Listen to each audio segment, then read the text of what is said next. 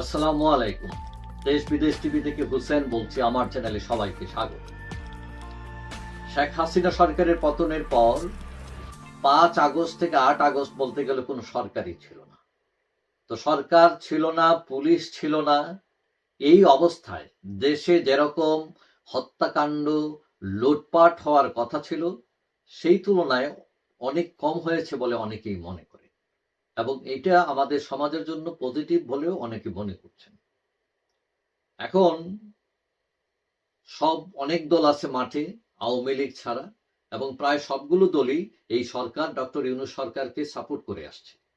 কিন্তু তারপরও একটা চরম অস্থিতিশীলতা বিরাজ করছে দেশে। ইসকন, চিন্ময়কে গ্রেফতার, আইনজীবী হত্যা, তারপরে এদিকে বিজেপি পশ্চিমবঙ্গের এক নেতা চোখ রাঙাইতেছেন। পররাষ্ট্র মন্ত্রণালয় থেকে উদ্বেগ প্রকাশ করা হয়েছে, ভারতের পররাষ্ট্র মন্ত্রণালয় থেকে। এবং গতকাল আমরা দেখলাম যে বাংলাদেশ সেনাবাহিনীর প্রেস ব্রিফিংয়েও বলা হচ্ছে যে এইসব ঘটনার পিছনে ইন্ধন আছে। তারপর হাসনাত সার্জিস ছাত্রনেতা, তাদের গাড়িতে অ্যাটাক হয়েছে, এবং কেউ কেউ ভারতীয় গোয়েন্দা সংস্থা রর সম্পৃক্ততা নিয়েও প্রশ্ন তুলেছেন। এখন এই সব কিছু মিলে সরকার খুবই বেকায়দায়। এখন সরকার এ তো সব সামলাবে, নাকি সংস্কার করবে, না নির্বাচনের দিকে যাবে? এইদিকে আবার আওয়ামী লীগেরও ভয় আসছে।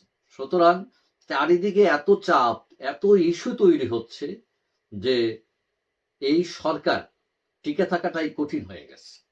তারপরে আছে আবার দ্রব্যমূল্য, তারপরে পুলিশ নাই, প্রশাসনে একটা অস্থিতিশীলতা।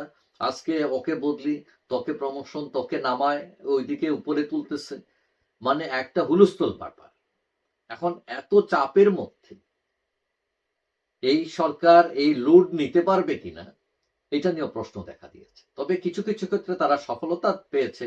বিশেষ করে আর্থিক খাত, ব্যাংকিং খাত, রিজার্ভ মোটামুটি একটু ভালো অবস্থায় এসছে আগের চেয়ে।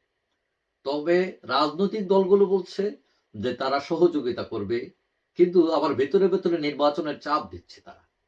কেউ কেউ মনে করেন যে এই যে পরিস্থিতি, এই পরিস্থিতি সামাল দেওয়া এই সরকারের পক্ষে কঠিন হতে পারে।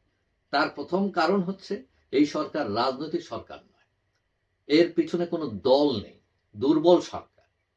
আজকে যদি ধরেন বিএনপি বা আওয়ামী লীগের মতো সরকার থাকতো, তাদের সারা দেশ জুড়ে সংগঠন আছে, তারা কোনো কিছু হলে ঠেক দিতে পারে।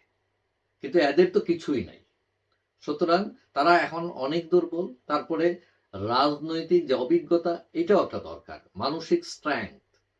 তো এই সব ব্যাপারে এই সরকার অনেকটা পিছিয়ে আছে।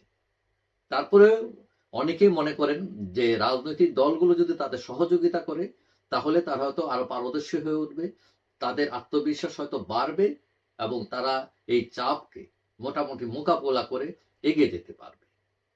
এখন ছাত্ররা আছে তাদের সাথে, তাদের হয়তো ইচ্ছা ভালো, তারা দিন বদল করে দিতে চায়, তাদের ইচ্ছা শক্তি প্রবল। কিন্তু খালি ইচ্ছা শক্তি থাকলে তো হয় না। আপনি বীজগণিতের রাজনীতির যে সূত্র, সেটা তো জানতে হয়। আপনি তো বীজগণিত সূত্র ছাড়া করতে পারবেন না। তো ছাত্ররা সেই হিসাবে অপরিপক্ক, কিন্তু তাদের মানসিক শক্তি বা তাদের ইচ্ছা শক্তি, তাদের আকাঙ্ক্ষা, নতুন দিন গড়ার যে প্রত্যাশা, সেটা ঠিক আছে তাদের। কিন্তু সবকিছু তো একটা সিস্টেমে চলতে হবে। এখন অনেকেই মনে করছেন তারা যদি ব্যর্থ হয়ে যায় অথবা বেশি চাপ থাকে, তাহলে সংস্কার অদরাই থাকবে। মানে তখন সরকার কি করবে, মানে ছেড়ে দে মা, কেঁদে বাসছে। এখন আসল জায়গাটা কোথায়? এই সরকার টিকে আছে অনেকটা সেনাবাহিনী, যৌথ বাহিনীর উপর, তারা সাপোর্ট দিয়ে যাচ্ছে। তবে অনেকেই মনে করছেন যে আগামী 6 মাস হচ্ছে এই সরকারের একটা পরীক্ষা। এই 6 মাস যদি টিকতে পারেন তারা, তাহলে বোঝা যাবে তারা শেষ পর্যন্ত নির্বাচন দিয়ে বেরিয়ে আসতে পারবে। অথবা তাড়াহুড়ো করে নির্বাচন দিতে হবে তাদের, এবং মোটামুটি দায়িত্ব একটা দায় সারা করেছে দিয়ে সংস্কার ছাড়াই তাদের বিদায় হতে হবে। কিন্তু অনেকেই মনে করেন এটা উচিত নয়, কারণ এই সরকার যদি সংস্কার না করে পরবর্তী সংস্কার এসে সংস্কার করে ফেলবে সরকার এসে, মানে এটা সম্ভাবনা কম।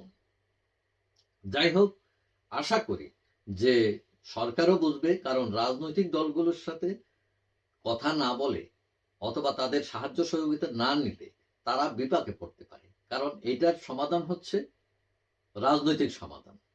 দেশ চালাতে রাজনৈতিক দলই লাগবে, এটার কোনো বিকল্প নাই।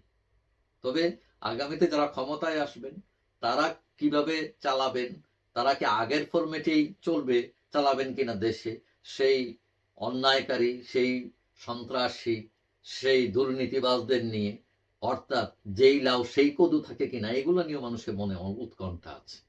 যাই হোক, সবাই ভালো থাকবেন। আশা করি দেখা হবে অন্য কোনো ভিডিওতে ইনশাআল্লাহ। আল্লাহ হাফেজ।